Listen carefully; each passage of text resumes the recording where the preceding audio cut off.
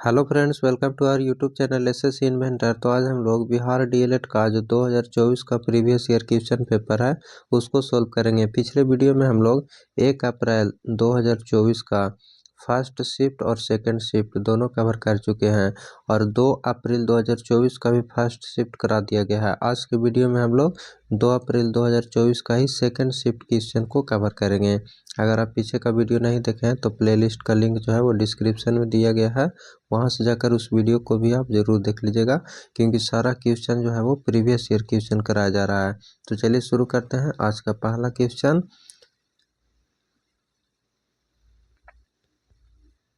महोजस्वी का संधि विच्छेद क्या है? तो इसका सही आंसर हो जाएगा ऑप्शन नंबर ए, महाजोड़ ओजस्वी हो जाएगा। महोजस्वी का संधि विच्छेद क्या हो जाएगा? तो महाजोड़ ओजस्वी हो जाएगा। नेक्स्ट क्वेश्चन, चतुरानन में कौन सा समास है? तो इसका सही आंसर हो जाएगा ऑप्शन नंबर थर्ड, बहुव्रीहि समास हो जाएगा। चतुरानन में कौन सा समास हो जाएगा? तो बहुव्रीहि समास हो जाएगा। नील गगन शब्द में समास बताइए। नील गगन शब्द में कौन सा समास है? तो इसका सही आंसर हो जाएगा ऑप्शन नंबर थर्ड, कर्मधारय समास हो जाएगा। नील गगन में कौन सा समास हो जाएगा? तो कर्मधारय समास। नेक्स्ट क्वेश्चन, नेक्स्ट आपको एक गद्यांश दिया गया है, इसको आप पढ़ लीजिएगा। इसमें क्वेश्चन दिया गया है कि पांडव युद्ध टालने के लिए किस हद तक समझौता करने को तैयार थे?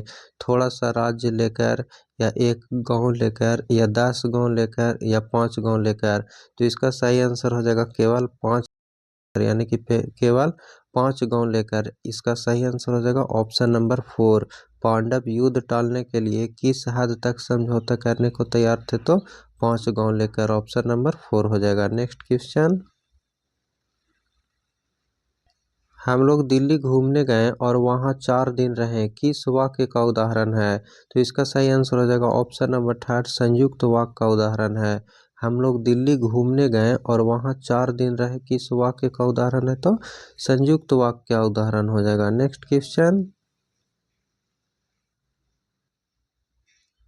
अमाउंट आउटस्टैंडिंग के लिए सही परिभाषिक शब्द क्या होगा? तो इसका सही आंसर हो जाएगा ऑप्शन नंबर थर्ड, बकाया राशि हो जाएगा।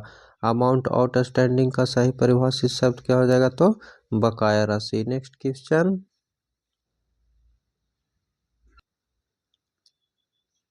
निम्नलिखित में से सकारात्मक क्रिया का उदाहरण कौन सा है? तो इसका सही आंसर हो जाएगा ऑप्शन नंबर 4, अंजलि पत्र लिखती है। निम्नलिखित में से सकारात्मक क्रिया का उदाहरण कौन सा हो जाएगा? तो ऑप्शन नंबर 4, अंजलि पत्र लिखती है। नेक्स्ट क्वेश्चन, पुरातन का विलोम शब्द क्या है? तो पुरातन का विलोम शब्द क्या हो जाएगा? ऑप्शन नंबर थर्ड, नवीन हो जाएगा। पुरातन का विलोम शब्द क्या हो जाएगा? तो नवीन। नेक्स्ट क्वेश्चन, नाक का बाल होना मुहावरे का अर्थ क्या होगा? तो इसका सही आंसर हो जाएगा ऑप्शन नंबर 2, बहुत प्यारा होना।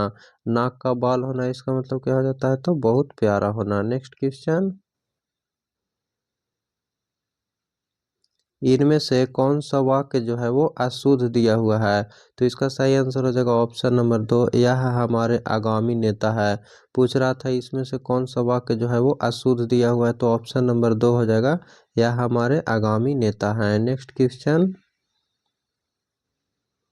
संज्ञा के कार्य करने वाला पद समूह को क्या कहा जाता है?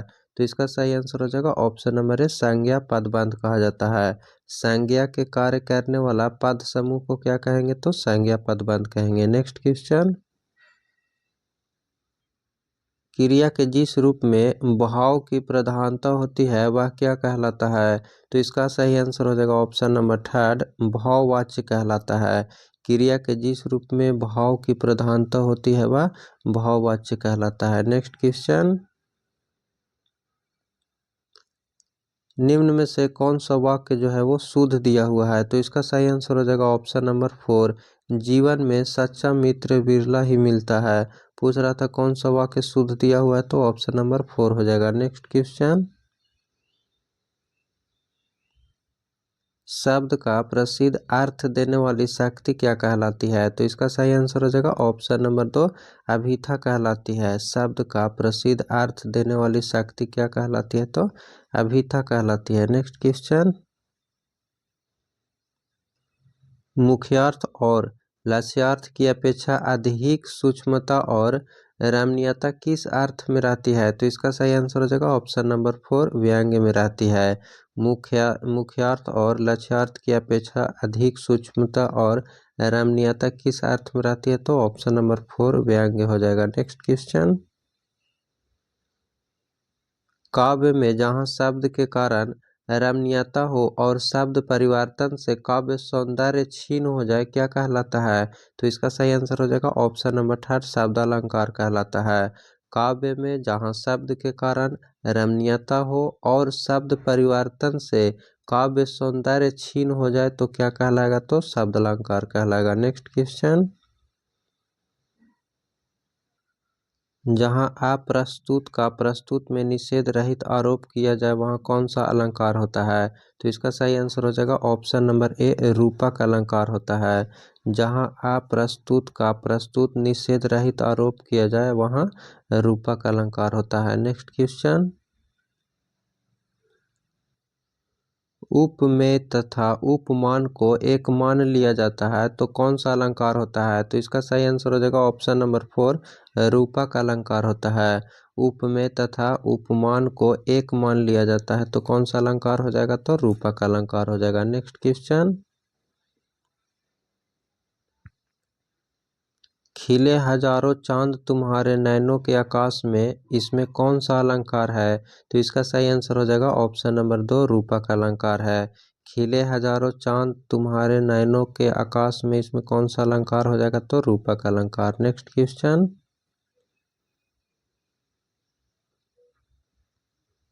खंजरीर नहीं लखी परत कुछ दिन सांची बात, बाल रगन समहीन को करण मनोतप जात, इस पंक्ति में कौन सा अलंकार है? तो इसका सही आंसर हो जाएगा ऑप्शन नंबर 2 उत्प्रेक्षा अलंकार हो जाएगा। नेक्स्ट क्वेश्चन, मैं अंधा भी देख रहा हूँ रोती हो तुम रोती हो, इस पंक्ति में कौन सा अलंकार है? तो इसका सही आंसर हो जाएगा ऑप्शन नंबर 4 विरोधाभास है। मैं अंधा भी देख रहा हूँ रोती हो तुम रोती हो, इस पंक्ति में कौन सा अलंकार हो जाएगा? तो विरोधाभास हो जाएगा। नेक्स्ट क्वेश्चन, छंद के कितने अंग होते हैं? तो इसका करेक्ट आंसर दिया है 8। 8 नहीं होना चाहिए। छंद के कितने अंग होते हैं? तो 7 ही होता है। ये सही कैंडिडेट लगाए हैं। इसमें शायद आंसर की मैं गलती दे दिया है। छंद के कितने अंग होते हैं? तो 7 हो जाएगा ऑप्शन नंबर 2। आप लोग थोड़ा सा देख लीजिएगा बुक में कि छंद के कितने अंग होते हैं, इसे 7 ही होना चाहिए। नेक्स्ट क्वेश्चन, कमेंट करके बताइएगा कि छंद के जो हैं वो कितने अंग होते हैं। आप लोग देख लीजिएगा, उसके बाद सही से कमेंट कीजिएगा कि कितने अंग होते हैं। नेक्स्ट क्वेश्चन है, निम्नलिखित पंक्ति में कौन सा वर्णिक छंद है? जागो उठो भारतवासी, आलस्य त्यागो न बनो पिलासी, इसमें कौन सा छंद है? तो इसका सही आंसर हो जाएगा ऑप्शन नंबर ए इंद्रव्रजा हो जाएगा। नेक्स्ट क्वेश्चन,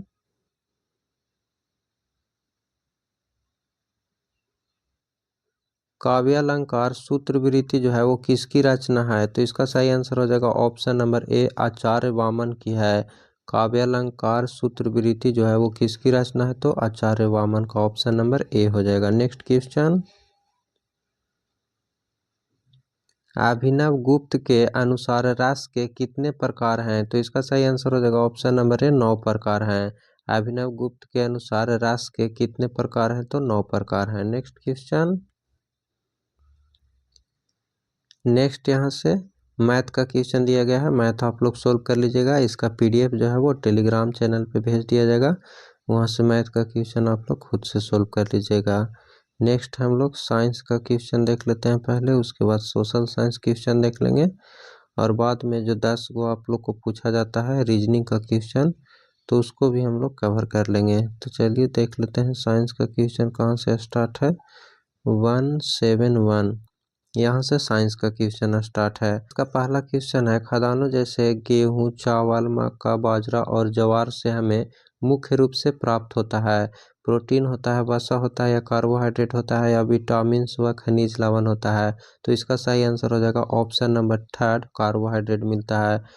गेहूं, चावल, मक्का, बाजरा और ज्वार से हमें मुख्य रूप से क्या प्राप्त होता है? तो कार्बोहाइड्रेट प्राप्त होता है। नेक्स्ट क्वेश्चन, नीचे दिया हुआ समीकरण किस प्रकार की अभिक्रिया है? तो इसका सही आंसर हो जाएगा ऑप्शन नंबर थर्ड, द्विविस्थापन हो जाएगा। ये जो समीकरण दिया गया है वो किसका एग्जाम्पल है? तो द्विविस्थापन का है। नेक्स्ट क्वेश्चन, निम्नलिखित में से किसे फल पकाने में प्रयोग किया जाता है? तो इसका सही आंसर हो जाएगा ऑप्शन नंबर 2, C2H4 का किया जाता है। निम्नलिखित में से फल पकाने में किसका प्रयोग किया जाता है? तो C2H4 का। नेक्स्ट क्वेश्चन, जल का क्वथनांक कितना है? तो इसका सही आंसर हो जाएगा ऑप्शन नंबर 2, 100 डिग्री सेल्सियस हो जाएगा। जल का क्वथनांक कितना होता है? तो 100 degree Celsius. Next question,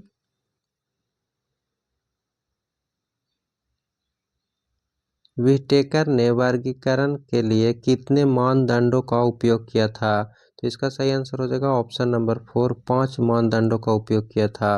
Whittaker ने वर्गीकरण के लिए कितने मानदंडों का उपयोग किया था? तो 5 मानदंड हो जाएगा ऑप्शन नंबर 4। नेक्स्ट क्वेश्चन, निम्नलिखित में से कौन संयोजित टीका है जो बच्चों को डिप्थीरिया, काली खांसी और टेटनस के बचाव के लिए दिया जाता है? तो इसका सही आंसर हो जाएगा ऑप्शन नंबर 1, DPT टीका, यानी DPT वैक्सीन हो जाएगा। नेक्स्ट क्वेश्चन, ओजोन परत में हाथ से इनमें से किसके कारण होता है? तो इसका सही आंसर हो जाएगा ऑप्शन नंबर 4, CFC। ओजोन परत में हाथ से इनमें से किसके कारण होता है? तो CFC के कारण होता है, याद रखिएगा। इसी का पूरा नाम है क्लोरोफ्लोरोकार्बन। नेक्स्ट क्वेश्चन, प्रकृति पर्यावरण में क्या सम्मिलित है? तो देख लेते हैं ऑप्शन, जीवन, आजीवन या दोनों? तो इसका सही आंसर हो जाएगा ऑप्शन नंबर 3, दोनों हो जाएगा, जीवन और आजीवन दोनों। नेक्स्ट क्वेश्चन, निम्नलिखित में से कौन सा पुरुष स्त्रीकरण की एक विधि में है? तो इसका सही आंसर हो जाएगा ऑप्शन नंबर ए, वैसेक्टोमी, जिसको नसबंदी कहा जाता है। नेक्स्ट क्वेश्चन, 20 मीटर प्रति सेकंड की रफ्तार से एक सरल रेखीय पथ पर चल रही बस का त्वरण जो है वो 4 मीटर पर सेकंड स्क्वायर है। तो 2 सेकंड के पश्चात इसकी चाल क्या होगा? 2 सेकंड के बाद इसका चाल क्या होगा, वही पूछ रहा है।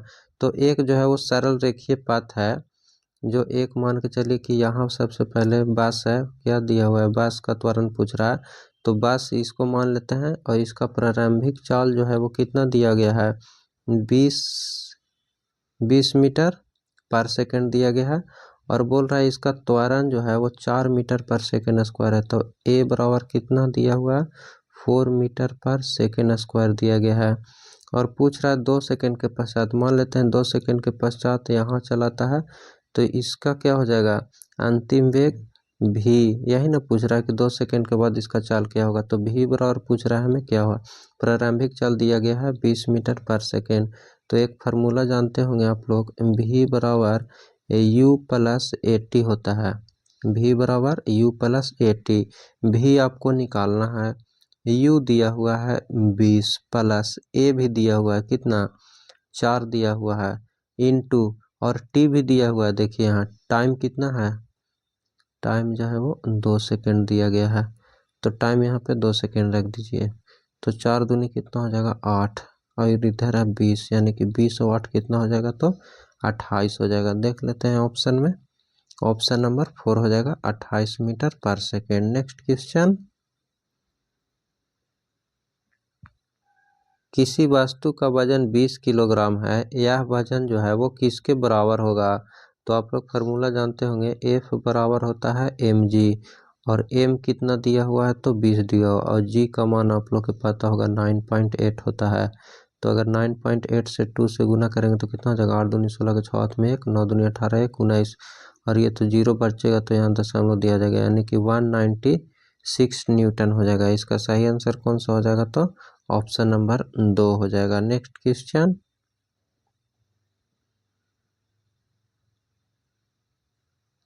किसी वस्तु का वजन हवा में 10 न्यूटन है। जब उस वस्तु को किसी द्रव में पूरी तरह डुबाया जाता है तब उसका वजन जो है वो 8 न्यूटन रहता है। तो उस वस्तु द्वारा हटाए गए द्रव का वजन क्या होगा? ये तो कॉमन सेंस से भी लगा सकते हैं कि किसी वस्तु का हवा में कितना है? हवा में 10 न्यूटन है। जब उस वस्तु को द्रव में डुबाया जाता है तब उसका वजन कितना हो जाता है? तो 8 न्यूटन हो जाता है। पहले 10 न्यूटन रहता है हवा में, और उसके बाद जब पूरा तरह द्रव में डुबाया जाता है तो 8 न्यूटन हो जा रहा है। तो पूछ रहा है उस वस्तु द्वारा हटाए गए द्रव का वजन कितना होगा? तो पहले था 10, अभी है 8, तो कितना हटाया गया है? तो घटा लेंगे तो इसका कितना हो जाएगा? 2 न्यूटन। तो सही आंसर हो जाएगा कौन सा ऑप्शन? तो ऑप्शन नंबर 4 हो जाएगा, 2 न्यूटन। नेक्स्ट क्वेश्चन, मनुष्यों में ध्वनि की श्राव्यता का परिसर जो है वो कितना हर्ट्ज से कितना हर्ट्ज तक होता है? तो इसका सही आंसर हो जाएगा ऑप्शन नंबर 3, लगभग 20 हर्ट्ज से 20,000 हर्ट्ज तक होता है। मनुष्य में ध्वनि का श्राव्यता का परिसर जो है वो कितना हर्ट्ज होता है? तो लगभग 20 हर्ट्ज से 20,000 हर्ट्ज तक होता है। नेक्स्ट क्वेश्चन,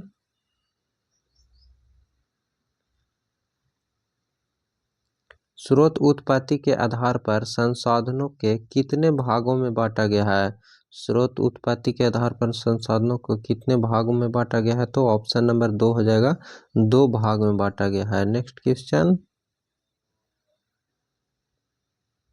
पृथ्वी के वायुमंडल में पाई जाने वाली गैस में नाइट्रोजन की मात्रा कितनी होती है? पिछले वीडियो में हम बताए थे। पिछले वीडियो में और ये पूछा हुआ था, शायद कार्बन डाइऑक्साइड पूछा हुआ था, तो वहाँ पे बताए थे आप लोग के कि नाइट्रोजन जो है वो कितना % होता है? तो 78% होता है।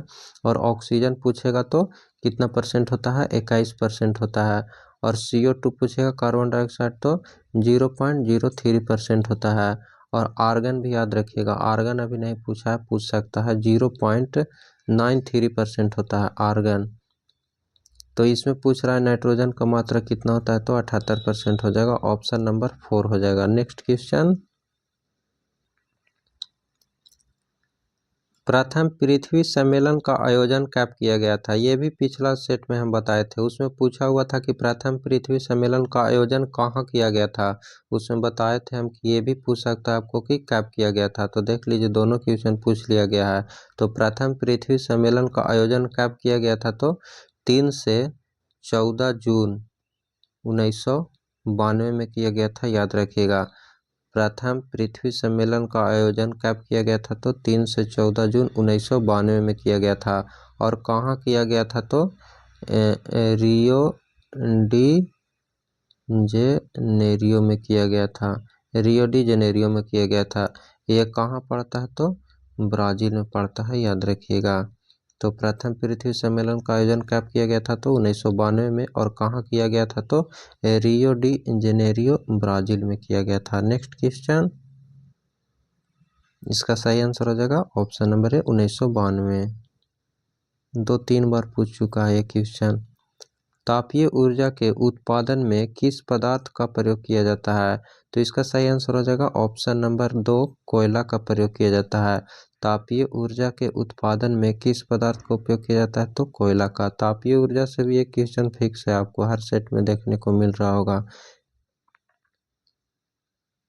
विद्युत ऊर्जा का वाणिज्यिक इकाई क्या है? तो इसका सही आंसर हो जाएगा ऑप्शन नंबर 3, यूनिट हो जाएगा। नेक्स्ट क्वेश्चन,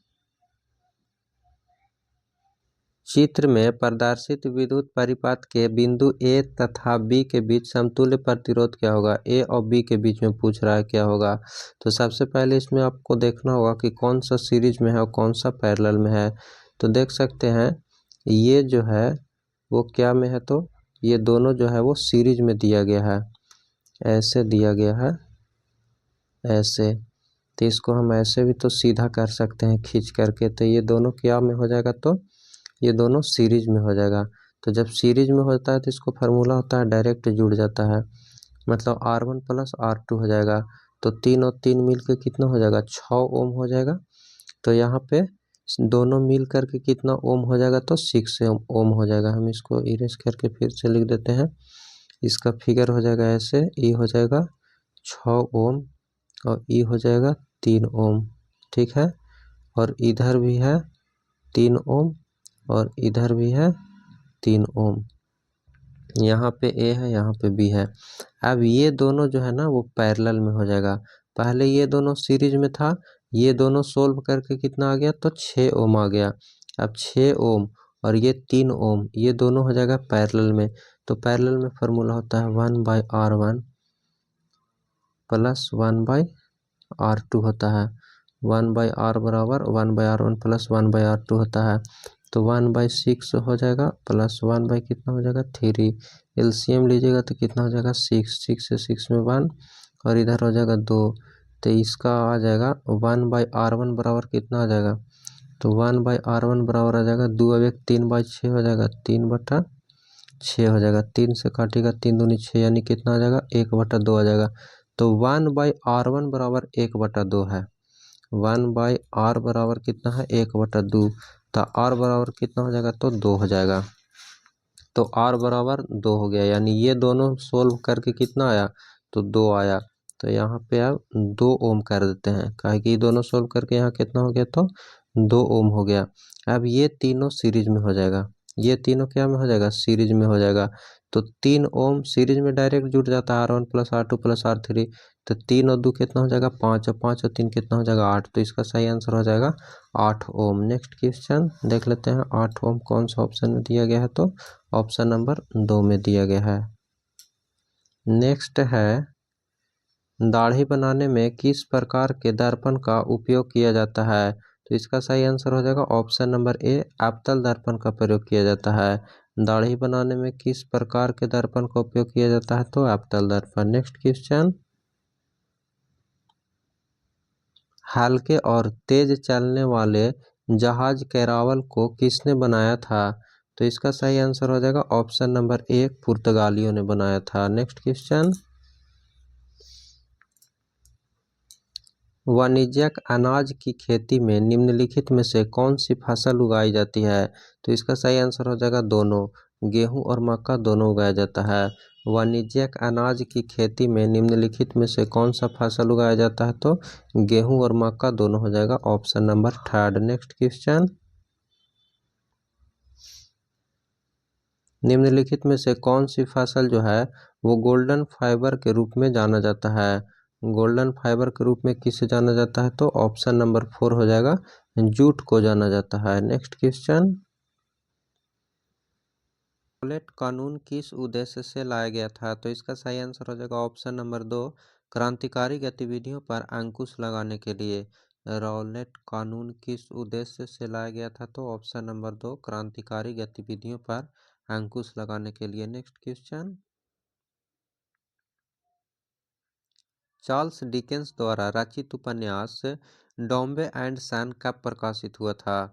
चार्ल्स डिकेंस द्वारा जो रचित उपन्यास है डॉम्बे एंड सन, इसको कब प्रकाशित किया गया था। तो इसका सही आंसर हो जाएगा ऑप्शन नंबर 2, 1848 में किया गया था। नेक्स्ट क्वेश्चन, सांभर झील कहाँ स्थित है। तो सांभर झील जो है वो राजस्थान में स्थित है, ऑप्शन नंबर 4 हो जाएगा। सांभर झील कहाँ स्थित है, तो राजस्थान में स्थित है। फ्रेंड्स, ये जो आप लोग को प्रीवियस ईयर क्वेश्चन कराया जा रहा है, आप लोग को पता होगा कि ये ऑफिशियल आंसर की कराया जा रहा है। जो आंसर की एग्जाम के बाद जारी होता है ना, वही PDF से कराया जा रहा है।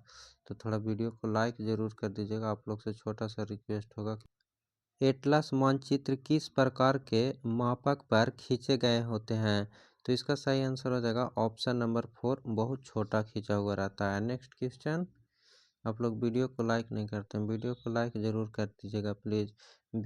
विकास की स्थिति के आधार पर संसाधनों को फिल इन द ब्लैंक्स के रूप में वर्गीकृत किया जा सकता है, संभावित में या विकसित स्टॉक में या रिजर्व में या सभी में। तो इसका सही आंसर हो जाएगा ऑप्शन नंबर 4, ये सभी में हो जाएगा। विकास की स्थिति के आधार पर संसाधनों को ये सभी वर्गों में वर्गीकृत किया जा सकता है। नेक्स्ट क्वेश्चन, झारखंड में कोडरमा निम्नलिखित खनिजों में से किस एक का प्रमुख उत्पादक है। तो इसका सही आंसर हो जाएगा ऑप्शन नंबर 2, अबरक का हो जाएगा। नेक्स्ट क्वेश्चन, बाघ परियोजना की शुरुआत कब हुई थी? तो बाघ परियोजना की शुरुआत जो है वो 1973 में हुआ था। ऑप्शन नंबर 2 हो जाएगा। भारत में कोयले का सर्वप्रमुख उत्पादक राज्य कौन सा हो जाएगा? भारत में कोयले का सर्वप्रमुख उत्पादक राज्य कौन सा हो जाएगा? तो ऑप्शन नंबर 2 हो जाएगा, झारखंड। नेक्स्ट क्वेश्चन, पारादीप पतन जो है वो किस राज्य में स्थित है? पारादीप पतन किस राज्य में है? तो ऑप्शन नंबर 2 हो जाएगा, उड़ीसा में स्थित है। नेक्स्ट क्वेश्चन, मानचित्र में नीले रंग द्वारा किस भाग को दिखाया जाता है? तो नीले रंग द्वारा किस भाग को दिखाया जाता है? तो ऑप्शन नंबर 3 हो जाएगा, वाटर यानी जल को दिखाया जाता है। नेक्स्ट क्वेश्चन, अपने सभी नागरिकों को समान मताधिकार प्रदान करने वाला पहला देश कौन सा था?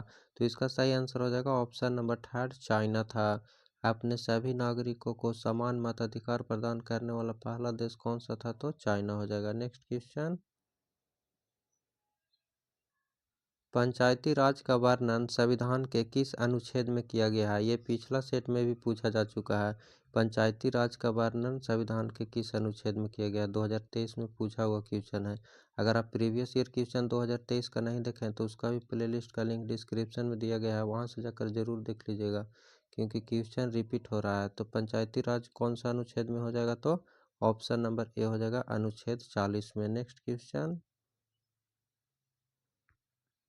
भारत में सर्वोच्च न्यायालय के न्यायाधीशों की नियुक्ति कौन करता है? तो इसका सही आंसर हो जाएगा ऑप्शन नंबर 2, राष्ट्रपति के द्वारा किया जाता है। भारत में सर्वोच्च न्यायालय के न्यायाधीशों की नियुक्ति कौन करता है? तो राष्ट्रपति। नेक्स्ट क्वेश्चन, भारत में महिलाओं के लिए आरक्षण की व्यवस्था कहाँ है? भारत में महिलाओं के लिए आरक्षण की व्यवस्था कहाँ है? तो इसका सही आंसर हो जाएगा ऑप्शन नंबर 3, पंचायती राज संस्थाओं में। नेक्स्ट क्वेश्चन, भारत में नीति आयोग को गठन कब हुआ था? तो इसका सही आंसर हो जाएगा ऑप्शन नंबर 3, 1 जनवरी 2015 को हुआ था। नीति आयोग का गठन कब हुआ था? तो 1 जनवरी 2015 को किया गया था। नेक्स्ट क्वेश्चन, लोकतंत्र की उपलब्धियों में सबसे अधिक सहायक क्या है? लोकतंत्र की उपलब्धियों में सबसे अधिक सहायक क्या है? तो इसका सही आंसर हो जाएगा ऑप्शन नंबर 3, डेवलपमेंट हो जाएगा, विकास। नेक्स्ट क्वेश्चन, क्षेत्रवाद की भावना का एक कुपरिणाम है। तो इसका सही आंसर हो जाएगा ऑप्शन नंबर 4, अलगाववाद हो जाएगा। क्षेत्रवाद की भावना का एक कुपरिणाम कौन सा है? तो अलगाववाद। नेक्स्ट क्वेश्चन,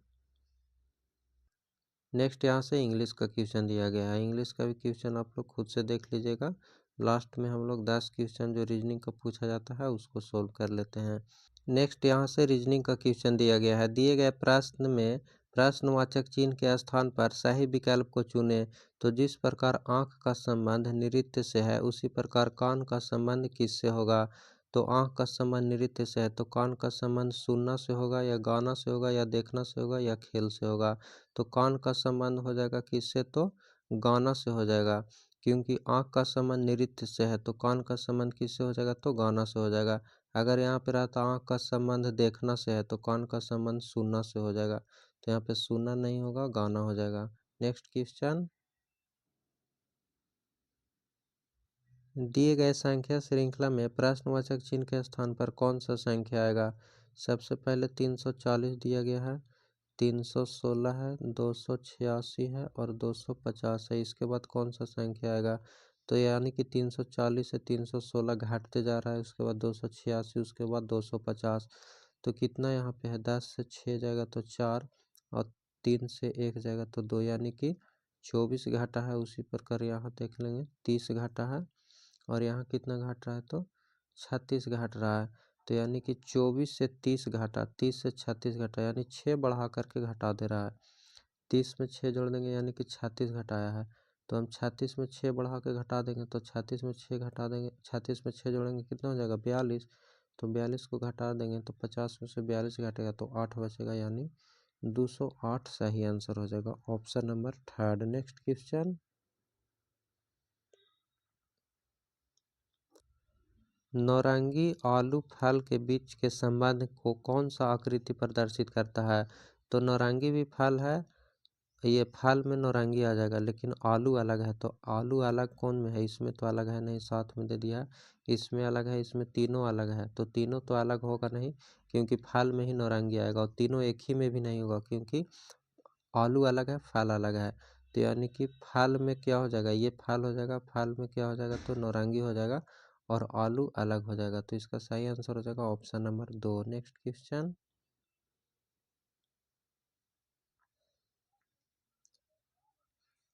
अंग्रेजी वर्णमाला को विपरीत क्रम में लिखने पर दाएं से तीसरा अक्षर के बाईं ओर 13वां अक्षर कौन सा होगा?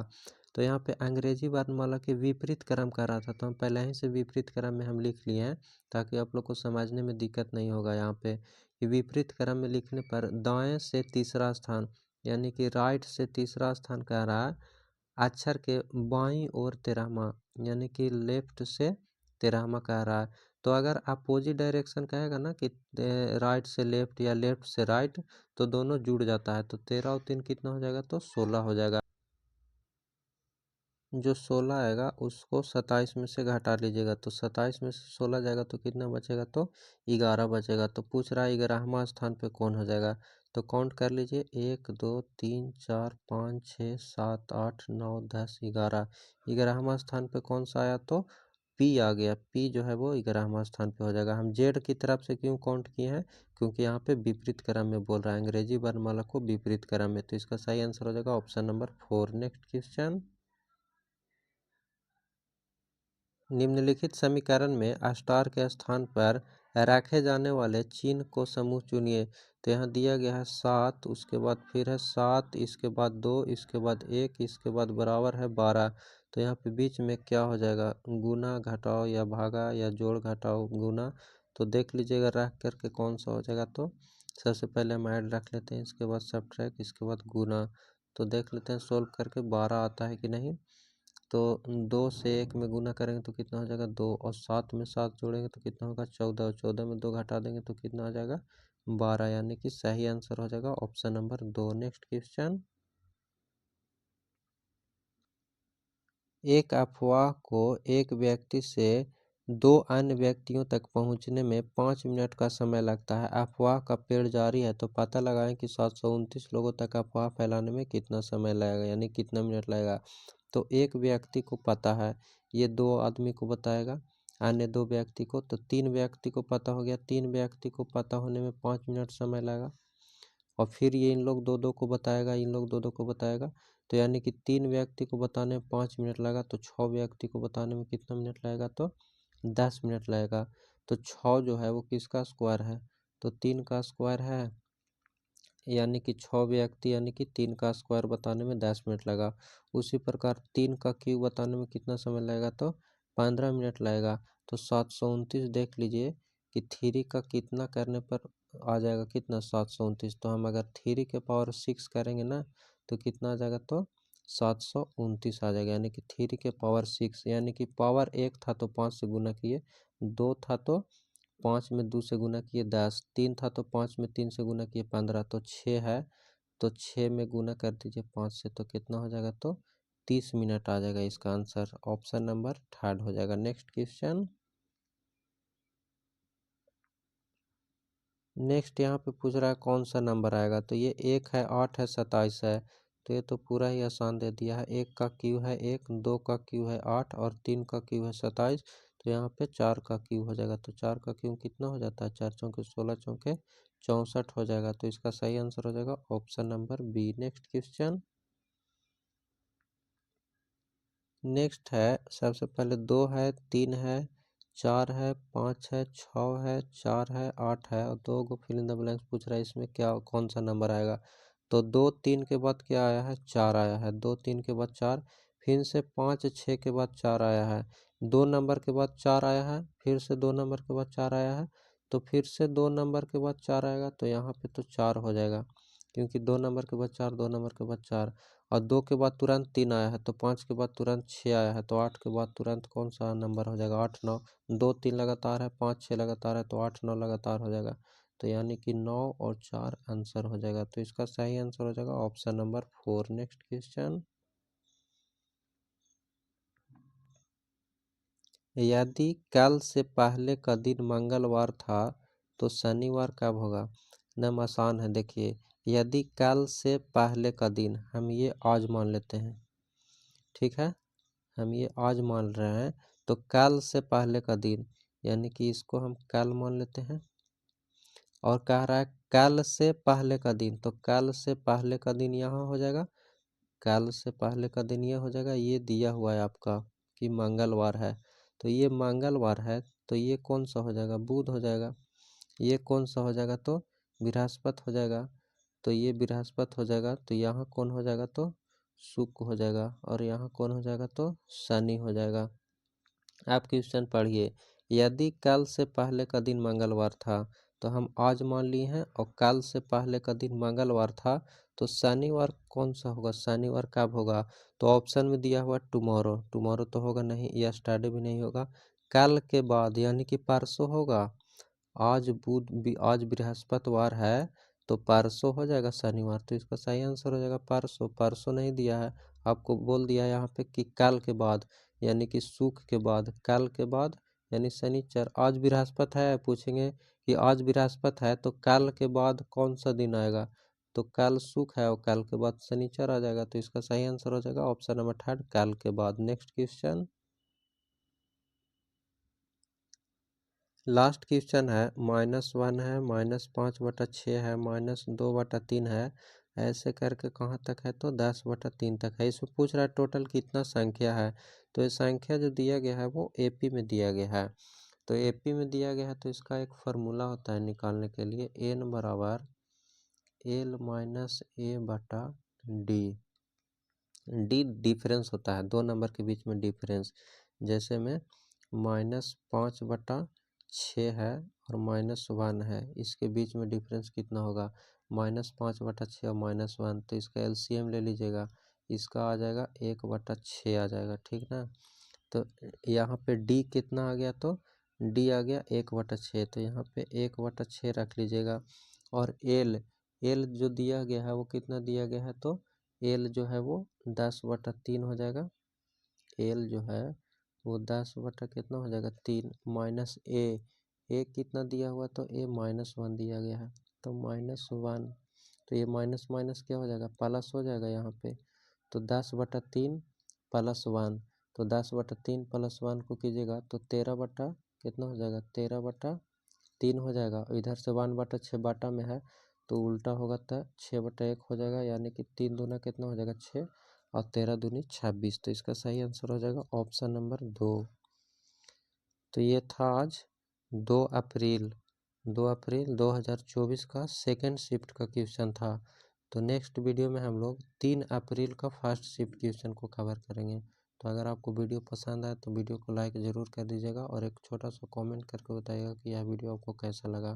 फिर मिलेंगे नेक्स्ट वीडियो में। Thank you.